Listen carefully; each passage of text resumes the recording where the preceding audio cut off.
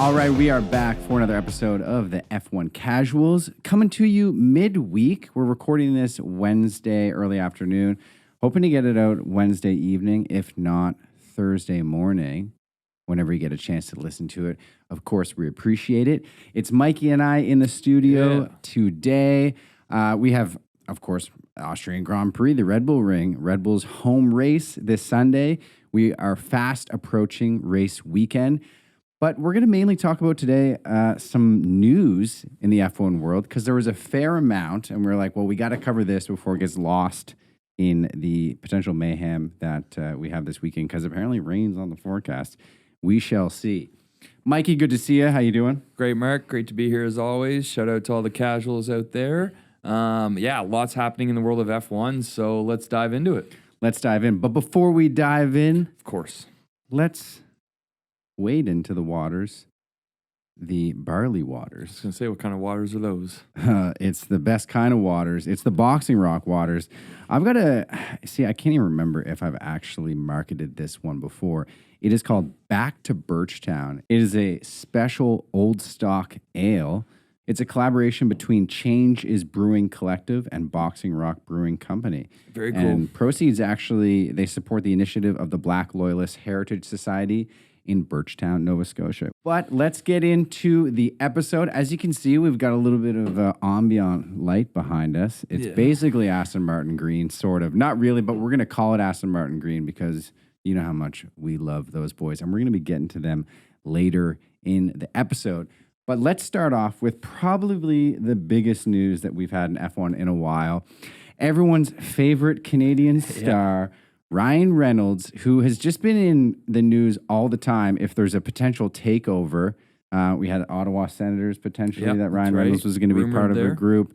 Many of you soccer fans know that Ryan Reynolds and Rob McElhenney of It's Always Sunny in Philadelphia fame, they put together a group and purchased Wrexham AFC in Wales. Very cool what they did. Now Wrexham, even though they were in the the National League, they got promoted. They're back in full-time pro football. And Welcome to Wrexham, which was a documentary based on their last couple seasons.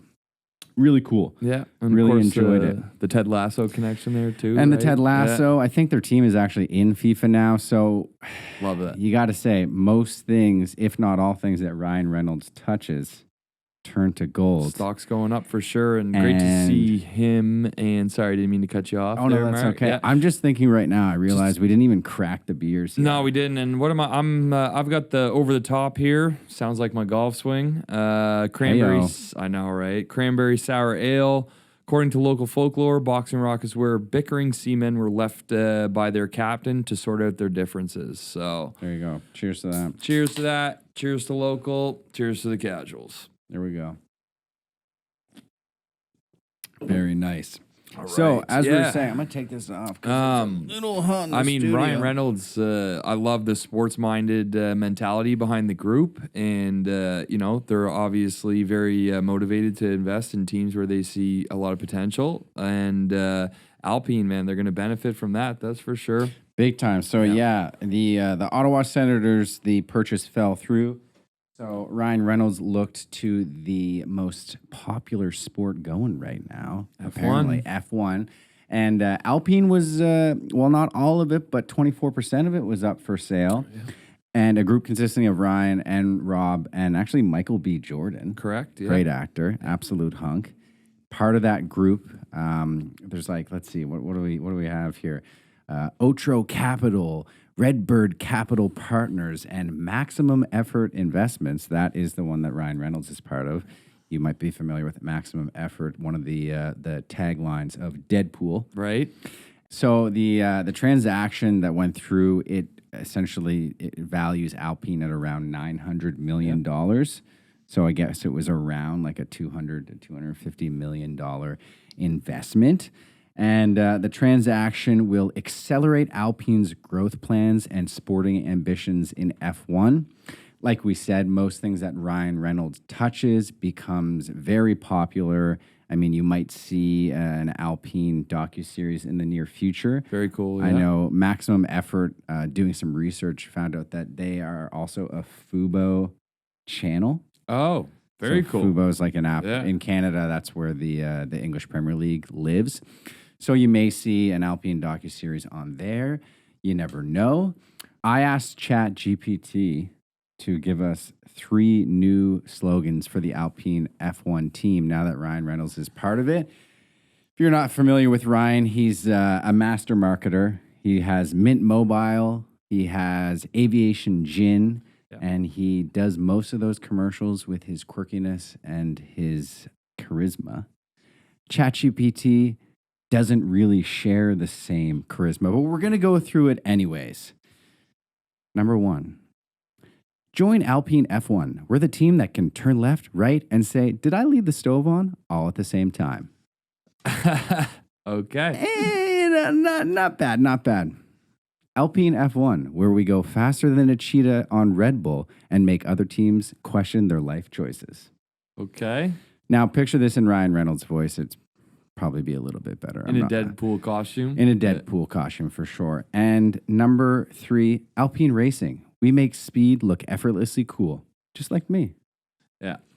That's more Ryan Reynolds. Yeah, definitely for sure. Reynolds there, yeah. Either way, ChatGPT, kind of like step your game up. I mean, I need some better. I mean, I went through like 100 different slogans before I landed on those 3, so you can imagine the other ones. But definitely cool to see. I mean, can easily be marketed. You got Pierre Gasly, who all the ladies and the men love. Yeah. And then you got SD Bestie, Esteban Ocon, who is no slouch himself, obviously coming off that big P3 at Monaco. He was like the last French driver to podium at Monaco since like the 90s, I think. Yeah, that would make sense, yeah. Since Prost, maybe? Since I was going to say, since Alain Prost. Since Alain. So very cool. And, you know, as Canadians, I think maybe we have a little bit of a soft spot for Alpine. Sure, why not, right? Little French connection. Aston Martin obviously will always be our number ones. But no, cool to see, no doubt. And look for more Alpine branding and more Alpine merchandise, whatever it may be, in the near future. You can see it on the Alpine logo on a Wrexham kit next season. You never know, right? Ooh, yeah. Move over, TikTok. Look out, yeah. And moving on, Daniel Ricciardo, everyone's favorite F1 driver, currently not in an F1 seat. He is the reserve driver for Red Bull, and there's been speculation for as long as we can remember that he's going to find his way into another seat next year. Some might even say during the silly season. I don't know. We all know Nick DeVries is not having the rookie season he would like to have. I was going to go a bit easier on him because you've seen rookies struggle. I mean, it happens. Yuki struggled in his first year, and now he's starting to put it together. But Nick DeVries is 28. Correct. He's old, okay? He's a rookie to F1, but he's a Formula E driver, F2, F3. And I mean, I don't know if I can cut him any slack at 28. Yeah, it's tough. Very talented, very experienced, but just not necessarily getting the hang of the AlphaTauri livery. Maybe, you know, car performance is lacking, but, you know, Yuki's been inconsistent, but, you know, at least Yuki's scoring points. Yeah. You know, DeVries still on no points, I believe. So high pressure situation, and like you said, you know, he's not the youngest rookie on the grid. So and with Daniel Ricciardo ready and waiting, you know, DeVries could be out of his seat mid-season. It could happen, and I know Ricciardo initially said, "I don't want to go back into F1 to be with a mid-table team or, you know, back of the grid team. That doesn't make sense, especially, you know, all those years with Red Bull." And then the struggle with McLaren kind of to end his era. He's now more open to the idea. Yeah, I would say that's a good take for him. Yeah. I mean, he's still, I think he's 33-ish? Yeah. He's young, you know, still early 30s. Nick DeVries isn't that much younger than him, to be honest. Yeah. So you never know. I think of Nick DeVries, I thought he was younger, so I was like, okay, AlphaTauri is still that feeder team for Red Bull unofficially. So, you know, you give him time and then maybe he gets to a point where he can take over one of those Red Bull seats way down the line. I mean, obviously that's Max's seat until otherwise notified. Yeah. But he's 28. So, I mean, he's going to be 33 when that would be an opportunity for him. And it's just, I mean, what's the point? I think the landscape is changing. no longer do teams have time for development in drivers. Like you have to come in and perform within your first 5 races. If not, you're going to be seriously looked at with your seat in jeopardy. And I think cost cap combined with accelerated innovation and technology is really increasing the pressure on these teams. They want to move up the points in the constructors as much as they can, because obviously that's going to reap financial rewards at the end of the season. And they're putting tremendous resources into developing these liveries more so and more so each year. So more pressure on drivers to perform immediately, I would say. Yeah, and you see with the growth of the sport, the popularity, no one wants to look bad now. You've got a huge brand that you're managing, and if you look like losers, no one's going to want to buy your gear. Exactly, yeah. So that's going to affect all aspects of your balance sheets, for sure. Yeah, absolutely. But, I mean, a Danny Yuki team in 2024. I love it. Shenanigans. Yeah, I love it. That would be awesome to see. I mean, you saw, if you follow Red Bull, they're in Austria right now, and Yuki and Max actually did a little monster truck race, which I found kind of interesting because Max wasn't allowed to race in an F1 car at the Nürburgring, but he's allowed to hop in a monster truck and do jumps over cars. I mean, yeah, it's a little counterintuitive, I guess you could say, but good fun for all. And I also enjoyed the Danny and Yuki boat race at Monaco and the little minis there. Minis, that was hilarious. The vibes were high for sure. So that's gonna benefit morale at any team that they're there together. Absolutely. It'd be nothing but good times, which I don't know how Helmut Marko would feel about. Yeah, let's all talk the good performance, times. though. Like, is Danny going to come in and make that big of a difference? I'm sure he's more comfortable in the setup initially than he would have been at Renault at the time, and McLaren as well, because he's more familiar with the setup and Adrian Newey's philosophy and whatnot.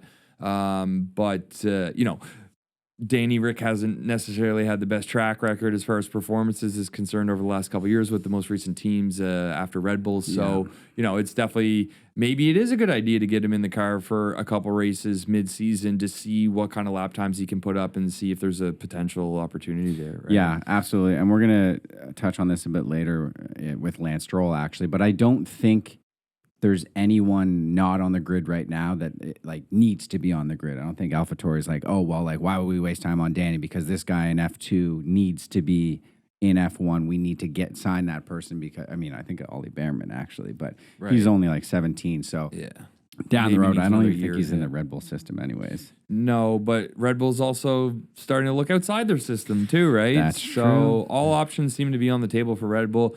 There's going to be a big pivot there. So especially when it comes to AlphaTauri and everything that's going to be coming up with them over the next couple of years. Yeah, so exactly. Big changes coming at that organization for sure. Absolutely. Big changes, not just in the driver's seats, but also with the overall team. This came out actually maybe yesterday, maybe even today. Helmut Marko announced that the AlphaTauri team, or at least branding, will be no more as soon as next year, actually.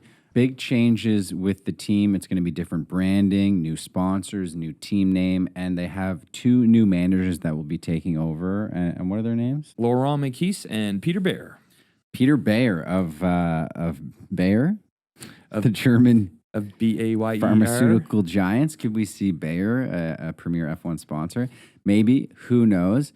But that'll be interesting to follow. Obviously, AlphaTauri used to be Toro Rosso, and they are kind of the unofficial feeder team. But as you said, Red Bull looking to have a team on the grid that's almost as competitive, that could potentially compete with the Red Bull, and no longer being seen as a feeder team with rookies that can develop, but actually a second team that can compete on the largest stage.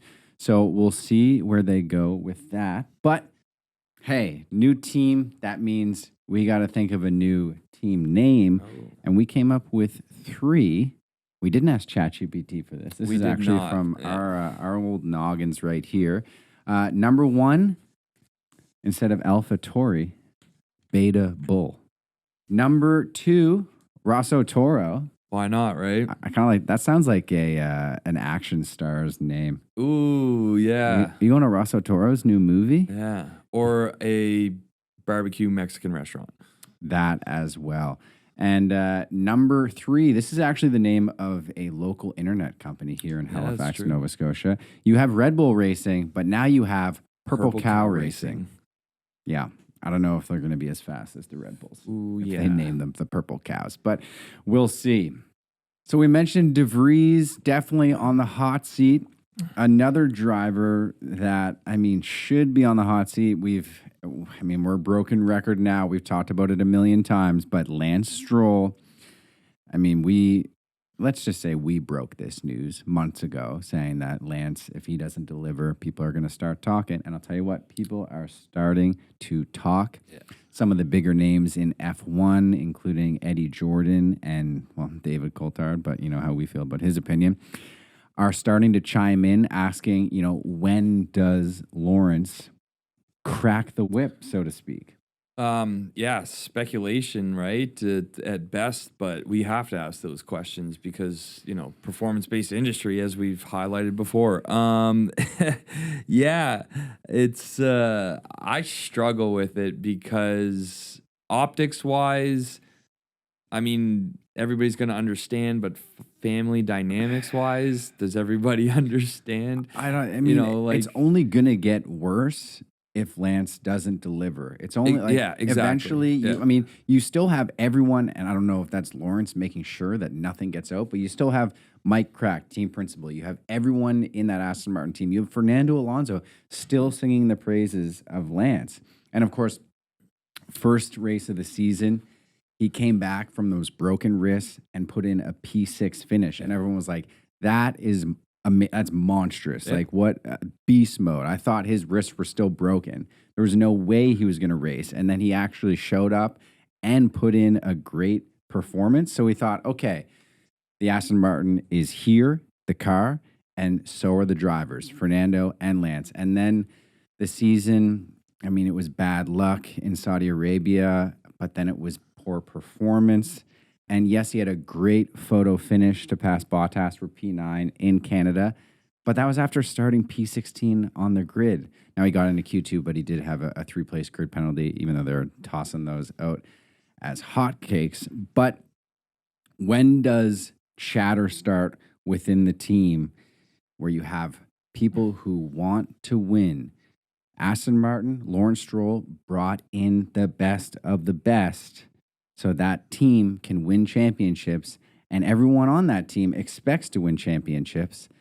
And if his son is the one standing in between those championships, I feel like it could be a potential coup. I don't even know. Yeah, you're going to end up alienating, the majority of your staff, if not all of them, who are very highly paid and equally talented.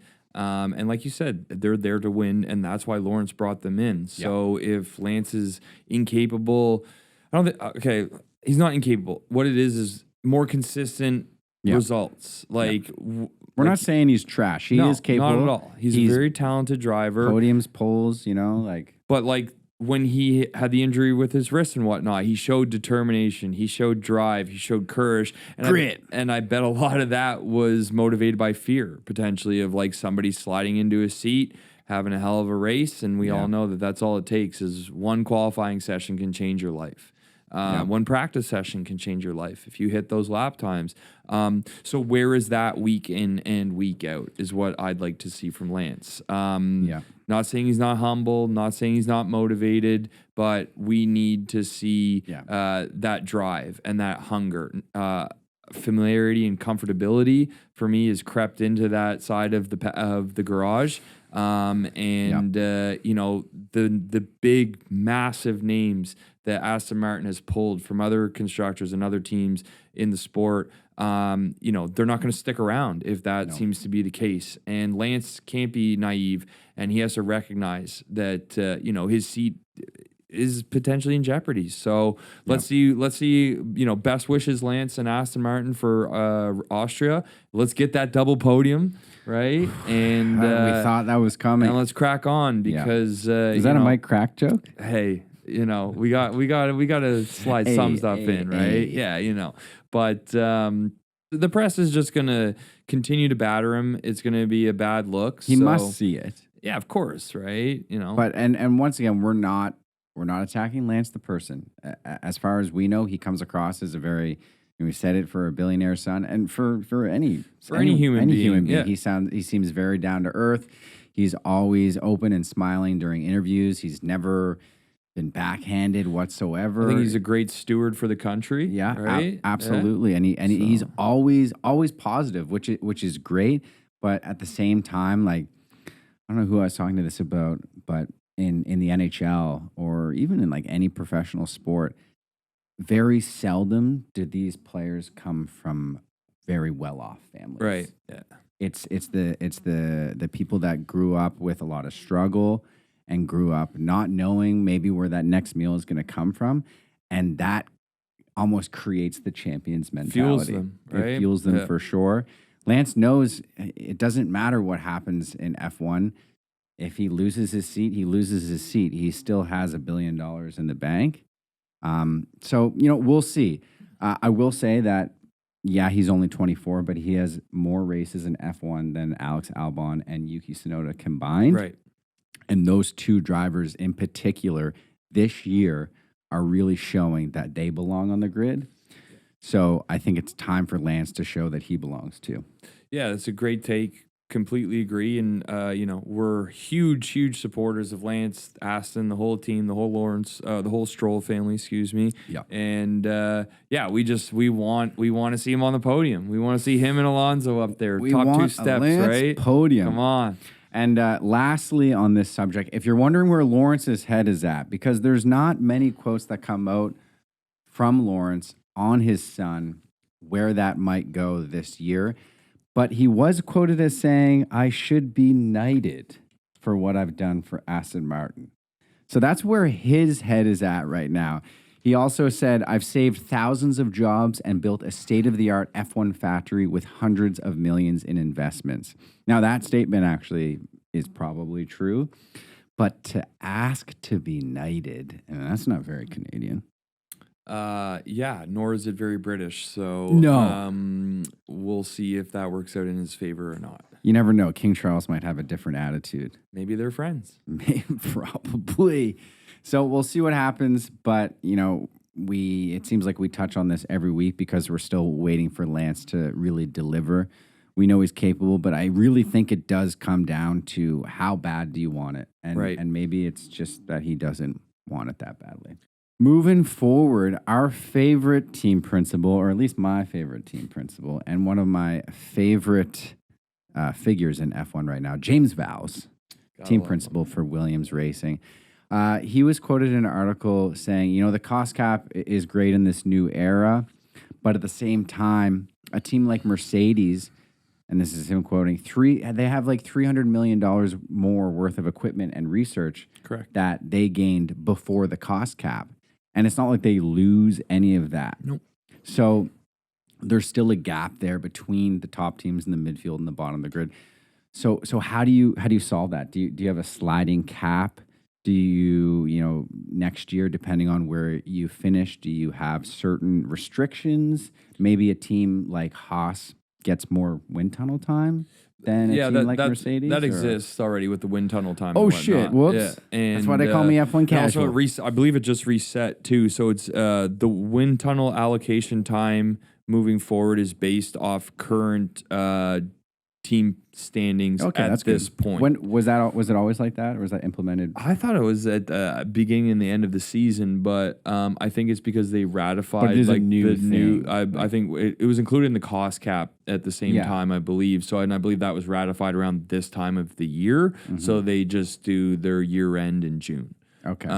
So sliding cap, not a bad idea at all. Why not, right? Allow these lower teams to improve their infrastructure. So, I mean, you could even designate where you're allowed to spend these funds. It's not necessarily on parts, R&D, wind tunnel. It's more so towards infrastructure and things like that. I mean, it's a great idea to allow these other teams to catch up a little easier than the current model. But it just also highlights how talented these people are at these organizations that they're able to put in quality performances with limited resources. Yeah, and I think More competitive grid is what most people in the sport want. Obviously, it's what the midfield and back of the grid would love. I think it's what the fans want. I think it's what F1 and Liberty Media want. Definitely. Maybe it's not what Ferrari or Mercedes or Red Bull or Aston Martin Definitely want. not. But majority rules, and I think more people would rather see 10 teams that all can compete. Can you imagine any given weekend anyone is capable of winning? And then it really That's comes the down to dream. who's the best driver, That's not who the is dream. in the best car. Now, the people listening are going to be like, well, then go watch fucking IndyCar. Sure, but IndyCar doesn't go to the tracks that Formula One does. It doesn't have the gravity that F1 does, and it doesn't have the speed that F1 does. It's just there. Yeah, and I don't fuck oval races. Sorry, I'm going to maybe upset some people. Indy has but city tracks and stuff too. They have though, some. right? Yeah, I watched those. Like the They're fun. Miami They're one tight. was, They're chaos. Yeah, was cool. Or was it? No, it was I like the Long way they Beach. film and they use the 360 cameras too. I think Formula One should incorporate that. Definitely. You see that sometimes, like where the lower leagues, maybe the competition isn't as good, maybe the performance isn't, but they do have some progressive ways that they're approaching, whether it's production or anything like that. I'm talking, television production that F1 can incorporate. So whatever, IndyCar is not bad. It's fun. It's a good time. It's a good watch if F1 takes a few weeks off like they have this year. But yeah, I think what James Vowles is doing at Williams back. I just want to praise my boy before we move to the next subject here. With not a lot of equipment or research going into it, Williams, even though they are a legendary legacy team, they're not a financial giant like a Mercedes, like a Ferrari or Red Bull. I mean, outside of F1, what is Williams really selling to have a massive budget? They're not really. No, I mean, owned by DeLorean.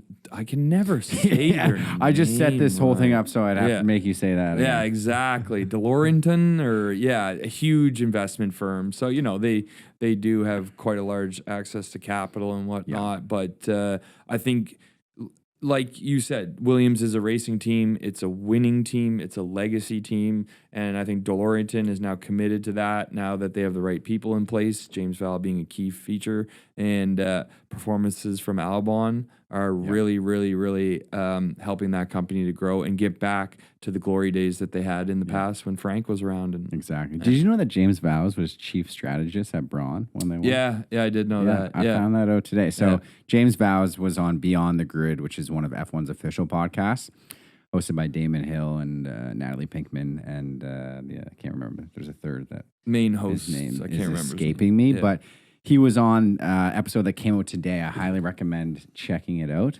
James Vowles deserves individual accolades for all he's done for the sport and the teams that he's worked at. And now that he's in that prime position at Williams, I really, really hope they have tremendous success under his guidance. Yeah. AlphaTauri, it's James. Yes. And we're moving on to the next subject. Yeah. Carlos Sainz in the news because he has 1 year left on his contract entering next season, and he would like some clarity from the prancing horse before moving forward. He wants to know, hey, am I part of this long-term future, or am I going to get screwed over? He doesn't want another bridge contract. That's what we're picking up here. He wants long-term, and I don't think he's out of place at all in saying this. I think a lot of people thought Carlos comes into Ferrari, he's going to play second fiddle to Charles. Charles hailed as the next future Ferrari champion that will bring Ferrari back from the dark days of the last 15-ish years. But Carlos has more points this year. He's been more consistent. I think Charles might be a little bit of a broken man. And I think Carlos does, if he says, I'm committed to Ferrari, then I think Ferrari should commit to him. Yeah.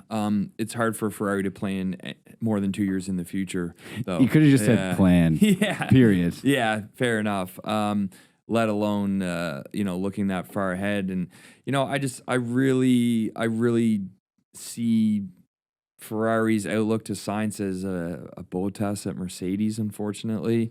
2 year deals max, which will eventually end up being 1 year deals. They'll frustrate him.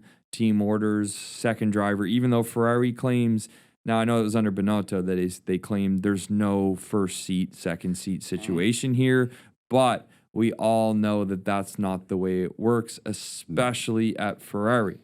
Yeah. So Sainz deserves a long-term deal, in my opinion. Like you said, outperformed, more consistent, regardless of gremlins in the car, crash. I mean, Leclerc hasn't had the cleanest of seasons, regardless of reliability. Yeah. So, and Carlos has been very consistent. I think Carlos would have been much further up the grid or up the standings at the end of the Canadian GP had he been allowed to go full pace, not protect Charles. So, I think he's fighting the political giant that is Ferrari.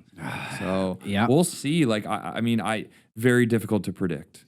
Yeah, I mean, Ferrari, it seems like any historic team, the politics just get in the way. So, Carlos, if you are an F1 Casuals fan, you heard it from us, mistreatment in the near future, get out now, SOS. And you know where I'd love to see him? Let me speculate. Red Bull? No, not back to the Rosso Toros. I know. No, Aston Martin. Yeah, now you're talking. Right? Oh, the two Spaniards? The two Spaniards. Oh, and my I know goodness. if the Ultimate Paddock Pass is listening right now, they would love that. Spain of old, Spain of new. I love it. Wow. Yeah. A lot of mountains would have to be moved before that happens, though. Yes. Well, maybe, and I forgot to mention this earlier. Rockies, maybe? Maybe Lawrence buys another F1 team. And like maybe, well, no, the Alpha So what, Romeo Lance team. can go roll? So you need, put him in the the lower team. Buy Haas. Gene's looking to sell. And plop Lance into there with K-Mag and K-Mag, Hulk chilling on the Hulk, side. Hulk reserve driver. And Bob's your uncle. You're good. Yeah, you know what I mean? Carlos slides in. We got the dynamic Spanish duo. I mean, Fernando's up there. We got to make decisions quick. Yeah. He's 41 or 2, so he needs a win this happen. year. Like Fernando, needs a win this year. I mean, we'll see what happens. We're going to get to that in the brief Austria preview that we're going to do in a little bit in terms of the upgrades Aston Martin has. Roll. But we need a Fernando win. You all know that. We need it. So as you're all aware, Greg was not present for this episode. He had some work that he needed to do. But while he had some free time, he did record his experience at the Portland E-Prix that took place over last weekend. If you follow us on Instagram, we posted a bunch of stories that he sent us, some cool videos from the track, from the race. He's going to break down his top moments of the weekend. It looked like he had a grand old time. Got some up-close shots of some of the cars, which, by the way, the Formula E cars are sexy. Yeah. Like sleek, eh? Very sleek. Love what they're doing in that category. So I think he had a great time, and here's Greg. What's up, my fellow casuals? I'm coming at you here live today from the iconic Veterans Memorial Coliseum, the Glass Palace, here in Portland, Oregon. And Portland also hosted a Formula E race on the weekend that I was lucky enough to attend, the Southwire Portland E-Prix, which was held at Portland International Speedway, an older circuit, but a really interesting track that provided for some record-setting speeds on the weekend. So the first speed record set was the average speed record, set actually in FP1 by Eduardo Mortera. Then subsequently, there was a Formula E top speed record set. So the fastest speed ever unlocked in Formula E at 276.6 kilometers per hour. And that was done by Mitch Evans at Jaguar TCS Racing. So that's pretty exciting for the sport and for the future of motor racing, which will lean electric, as we're all aware. But yeah, it was the first time that a car had exceeded 275 kilometers an hour on a Formula E track. So that's phenomenal. Some highlights from the weekend for me, I think first and foremost was just the general fan experience. It was phenomenal. Portland knocked it out of the park. There were tons of vendors paired with great weather, excellent hospitality. And Formula E does a really good job educating their fans and making it really interactive. They had sim racing. There was a line about a mile long for those sims, but a car on display that you could walk around and interact with. Tons of opportunities to ask questions, really well staffed. So kudos to Formula E for putting on a great event. Next and right up there with it was the racing itself. I was really blown away by the performance of these cars, the amount of torque they can get despite being an electrified vehicle. It was really exciting, and they are quick, as we saw by those record-setting speeds. All right, thanks for that, Gregor. I know you can't hear us, but thanks all the same. Glad you had a great weekend at the Portland E-Prix. Hopefully we can go to some more pre's That sounds weird, but whatever. Some more pre's in the near future. Of the grandest kind. Of the grandest kind. All right, let's get into a quick Austria preview and finish off with our podium picks. And bad news for you, Mikey, and bad news for Aston Martin. We'll get into that. It is a sprint race weekend. My least fave. He's not happy all about it, the folks. least faves. It's so annoying. There's 6 this year, and the reason it's not great for Aston Martin, and maybe actually a lot of these teams, McLaren and Ferrari, that both have upgrades, only one practice. So even if your upgrades are great, you still have to get used to them and figure out how you can optimize them. And with only one practice, that doesn't make it easy. Yeah, not enough time to get in all those laps that they need to crunch that data to get the best performance out of the upgrades. So yeah, it's frustrating when Formula One wants to set a stage, you know what I mean, and provide teams opportunities to increase their pace throughout the season, but they really don't. You know what I mean? It's weird, you know. Sprint races got to go. The sprint races got to go. Yeah, what's that saying where you have like one hand's saying this and the other one saying that? I don't know what. Yeah. No idea. Listeners, you know what I'm trying to say. One hand talking to the other and nobody listening? Yeah, sure. Something like that. So Fernando's a little weary. He says the upgrades are definitely upgrades, but with not enough track time before the sprint race, they may not be able to utilize them. However, we saw that improvement in Canada 2 weeks ago. Yeah, significant, and I think that's going to carry over. It's a little bit of a different track. It's more of a technical track.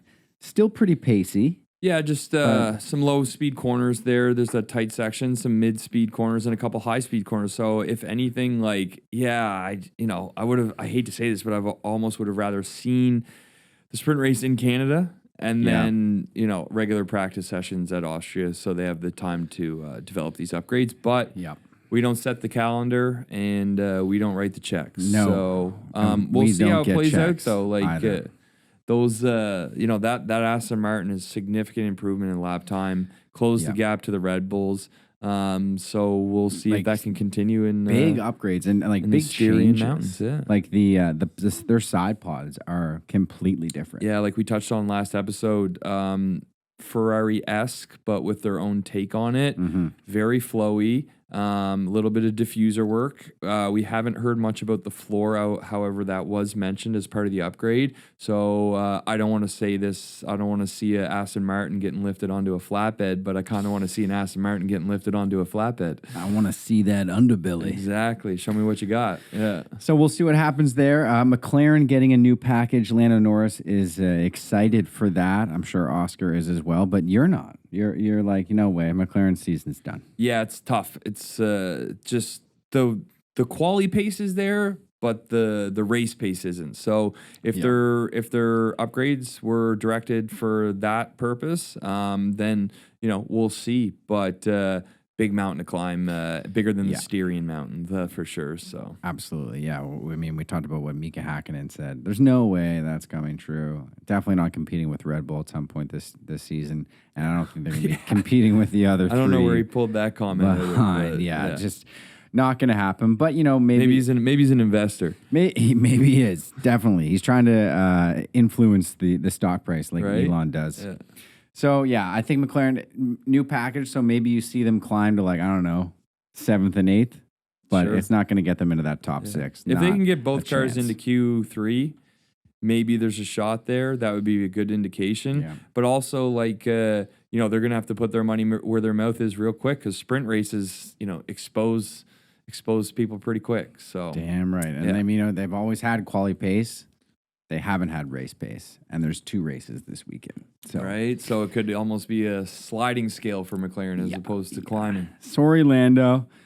Ferrari, also some new upgrades. They have a new floor that apparently is similar to Red Bull, and I wonder where they got that to idea. Williams. Yeah, so that's interesting. I mean, they did well in Canada, despite everyone thinking that Ferrari was going to continue to fuck it up, and they certainly had their fair share of fuck-ups that weekend. Yeah, they showed out Greg for loving the Ferrari fuck-up, and every time I say it.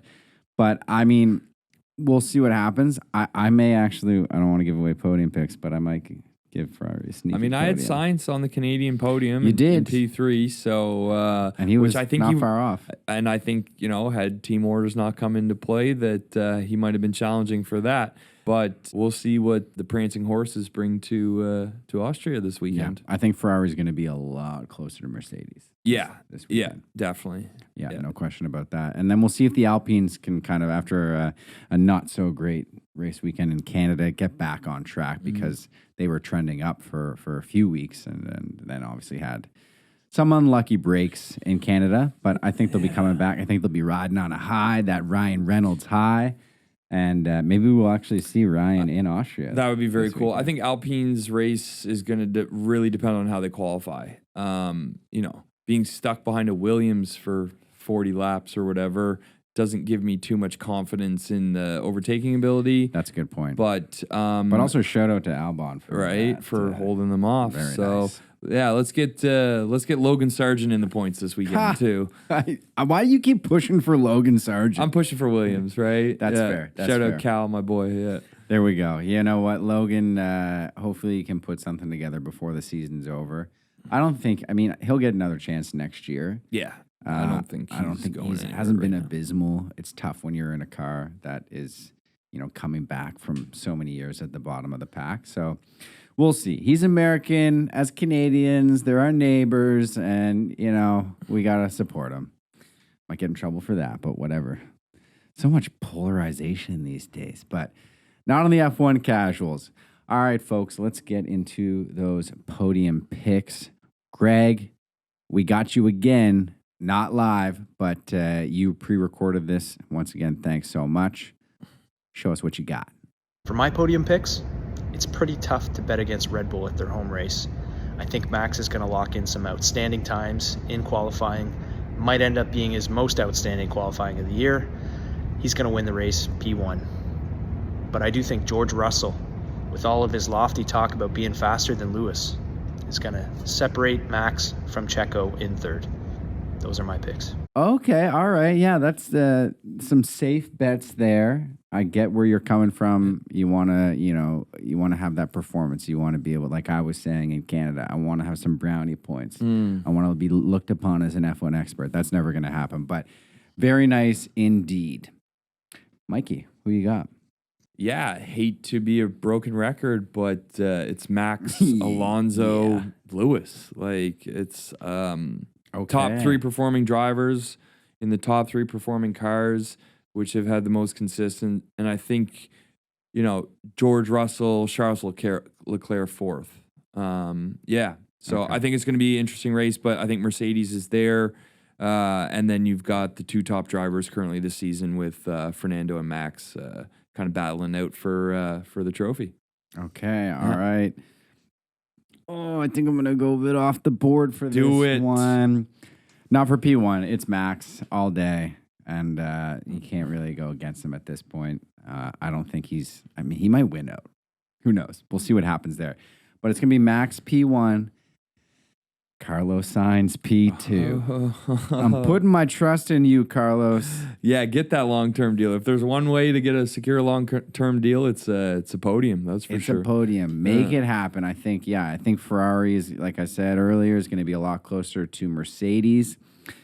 I think there might be a setback in Mercedes' near future. I don't know. I'm picking up those vibes. And so that means I've got Fernando in the 3 spot. Okay. Max, Carlos, Fernando, double Spain podium. Love it. And we'll see what happens. Rain might be coming. Yeah. So that can be, a cause for concern for the top teams. Shake it all up too, right? Shake it up. Yeah. We're super excited. We'll have actually this weekend it's Canada Day. Yes, it is. It's big parties across the country. So we'll probably be coming to you early next week with an episode. We're super pumped. We'll be partying all weekend, and we'll be taking in the Austrian Grand Prix hungover on Sunday, most likely. Yes. I've got a wedding this weekend on Canada Day. That's right. Yeah. So that should be a good time. But you know what time it is, folks? It's that time where if you're still listening, I need you to subscribe to this podcast on whatever platform you are using. Give us a 5-star review. We'd really appreciate it. And leave us a review. Let us know what you think. Should Carlos sign that long-term deal, or should he kidnap Lance Stroll? I don't know. Who knows? Who knows? Maybe but let you us know do. in the comments. That's for Let sure. us know. If you're watching us in living color on YouTube, hit that subscribe button, smash that like button, and hit the bell button so you get those alerts, because we're putting out episodes weekly, but we're also putting out shorts every single day. Check it out. Some of them are pretty funny when I'm feeling comedic. It's a great time. And with that being said, we are on social media across all those platforms: Facebook, YouTube Shorts, TikTok, Instagram, at F1 Casuals. Give us a follow. We're at like 900 and almost 50. Creeping on 1,000. On IG. We want to get to that grand, and then we're going to start like reaching out and trying to do some collabs here and there. We actually have some very exciting guests coming on during silly season that we'll announce later on once we lock down those recording dates. But until then, folks, it's lights out. See you on the grid.